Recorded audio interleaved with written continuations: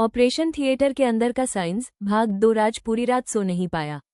उसके दिमाग में बस एक ही सवाल घूम रहा था, ऑपरेशन थिएटर इतना ठंडा क्यों होता है? क्या सिर्फ डॉक्टरों की सुविधा के लिए, या इसके पीछे किसी की जान बचाने वाला विज्ञान छिपा है? अगले ही दिन राज फिर अस्पताल पहुंच गया। डॉक्टर ने दूर से ही उसे देखकर मुस्कुराते हुए कहा, अरे वाह, मरीज तो कल घर चला गया, लेकिन उसके सवाल आज फिर अस्पताल पहुंच गए। राज हंसते हुए बोला, डॉक्टर साहब, जब तक जवाब नहीं मिलेगा मैं आपका रेगुलर विजिटर बना रहूंगा।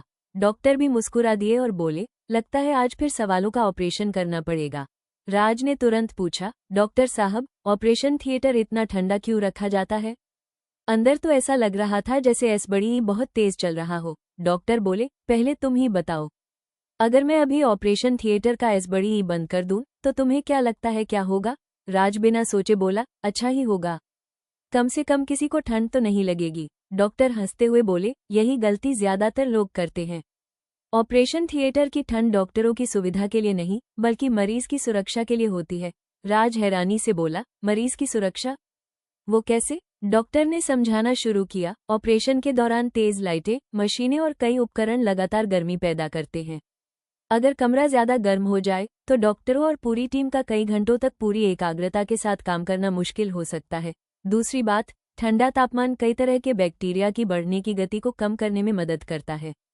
इससे संक्रमण का जोखिम कम रखने में सहायता मिलती है। और तीसरी बात, डॉक्टर और नर्स कई घंटों तक भारी ऑपरेशन ड्रेस, मास्क और दूसरे सुरक्षा उपकरण पहनकर काम करते हैं।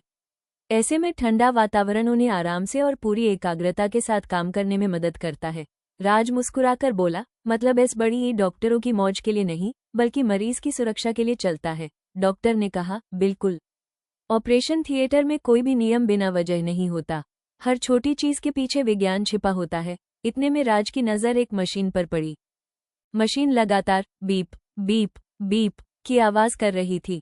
राज ने उत्सुक होकर पूछा, डॉक्टर साहब, ये मशीन लगातार बीप बीप क्यों करती रहती है?